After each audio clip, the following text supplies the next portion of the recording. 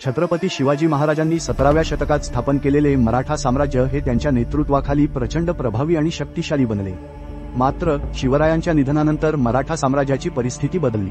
पेशव्यांच्या हातात सत्ता येण्याची प्रक्रिया हळूहळू घडली आणि यामागे राजकीय, सामाजिक आणि आर्थिक कारणे होती। शिवरायांचे निधन आणि राज्यातील अस्थिरता। शिवरायांच्या निधनानंतर 1680 संभाजी महाराज यांनी गादी स्वीकारली, परंतु त्यांना मुघल सम्राट औरंगजेबाशी लढा द्यावा लागला। संभाजी महाराजांच्या मृत्यूनंतर राजाराम महाराज आणि नंतर ताराबाई यांनी लढाई पुढे चालू ठेवली। या काळात मुघल आक्रमणामुळे मराठा साम्राज्याची परिस्थिती अस्थिर झाली। 1761 ताराबाईचा मृत्यू झाला। ताराबाईंच्या मृत्यूनंतर जवळपासचा थोडा प्रदेश, इंदापूरची देशमुखी एवढाच अधिकार छत्रपतींना राहिला होता।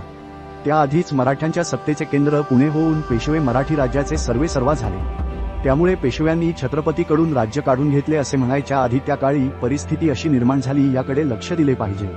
जर पेशव्यांनी सूत्रे हातात घेतली नसती तर त्याचवेळी मराठा साम्राज्याचे तुकडे पडले असते। सत्तेतील बदल आणि शाहू महाराजांचा उदय। औरंगजेबाच्या मृत्यूनंतर मराठ्यांचा प्रभाव पुन्हा वाढला। शाहू महाराज, संभाजी महाराजांचे पुत्र, मुघलांच्या कैदेतून सुटून आले। त्यांनी गादीवर दावा केला, पण ताराबाई यांनीही सत्तेवर आपला हक्क सांगितला। शाहू महाराजांना समर्थकांची गरज होती आणि त्यांनी यासाठी चतुर प्रशासकांना जवळ केले। त्यामध्ये प्रामुख्याने पेशवे होते। पेशव्यांची सत्ता वाढ। शाहू महाराजांनी 1713 मध्ये बाळाजी विश्वनाथ यांना पेशवे मुख्यमंत्री पद दिले। बाळाजी विश्वनाथ यांनी मराठा साम्राज्याचा कारभार व्यवस्थित चालवून शाहू महाराजांना मजबूत आधार दिला। त्यांच्या नंतरचे पेशवे बाळाजी बाजीराव, नानासाहेब बाजीराव, बाजीराव पहिला आणि इतरांनी मराठा साम्राज्याचा विस्तार केला, परंतु हळूहळू हे करता करता सत्तेची प्रमुखता पेशव्यांकडे गेली। राजकीय संरचना आणि शाहू महाराजांचे माघार घेणे। शाहू महाराजांच्या काळात पेशव्यांना मोठा अधिकार देण्यात आला। शाहू महाराजांचा अधिक वेळ शांततेत राहण्यात गेला, ज्यामुळे पेशवे मुख्य प्रशासक बनले। शाहू महाराजांच्या मृत्यूनंतर 1749 मराठा साम्राज्याचे नियंत्रण पूर्णपणे पेशव्यांकडे गेले। पेशव्यांकडे मराठा साम्राज्य गेल्यानंतर पेशव्यांनी केलेली चांगली कामे। पेशव्यांनी सैन्यबळ वाढवून आणि चतुराईने राज्याचा विस्तार केला। त्यांनी दक्षिण भारत, उत्तर भारत आणि बंगालपर्यंत आपला प्रभाव वाढवला। पेशव्यांचा पुण्यातील दरबार मराठा साम्राज्याचा मुख्य केंद्र बनला।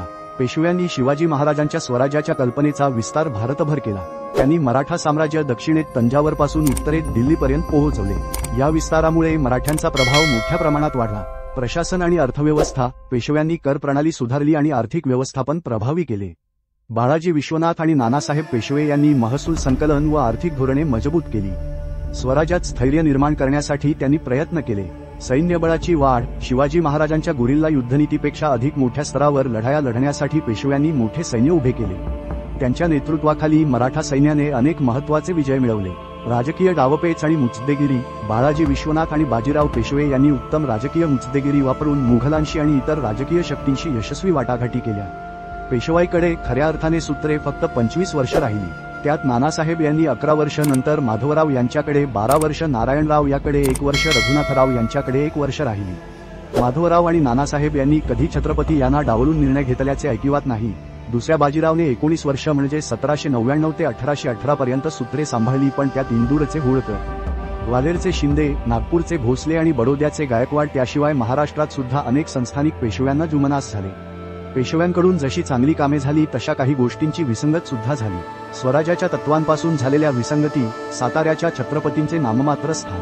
पेशव्यांनी छत्रपतींना केवळ सांकेतिक नेते बनवले आणि प्रत्यक्ष सत्ता पुण्यातील पेशवे दरबाराकडे केंद्रित झाली। यामुळे शिवरायांच्या स्वराज्यातील लोकशाही आणि छत्रपतींचे नेतृत्व कमकुवत झाले। शिवरायांच्या हिंदवी स्वराज्याची संकल्पना हे जनतेच्या कल्याणावर आधारित होते। त्यांनी प्रशासनासाठी अशाही थेट कार्यक्षम व सक्षम मंत्रिमंडळ, अष्टप्रधान मंडळ तयार केले। यामध्ये प्रत्येक मंत्र्याला विशिष्ट जबाबदारी दिली होती। त्यांनी न्याय, महसूल, सैन्य आणि गुप्तचर विभागांना मजबूत केले। लोककल्याण, धर्मनिरपेक्षता आणि स्त्रियांचा सन्मान यावर त्यांनी भर दिला। मात्र पेशव्यांच्या कारकिर्दीत साम्राज्य विस्तारावर अधिक भर दिला गेला, तर अंतर्गत सामाजिक आणि आर्थिक विकास काही प्रमाणात दुर्लक्षित झाला। अशा छोट्या मोठ्या अनेक गोष्टी सांगता येतील। जसा शिवछत्रपतींनी कारभार सांभाळला तसा कारोबार पेशव्यांना करता आला नसला तरी शिवछत्रपतींचा स्वराज्याविषयी असलेला ध्यास त्यांनी भारताच्या कोपऱ्यापर्यंत पोहोचवण्याचा प्रयत्न केला।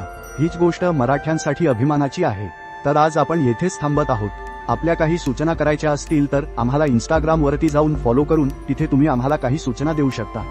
आपला अमूल्य वेळ दिल्याबद्दल मनापासून आभार। जय महाराष्ट्र, जय शिवराय।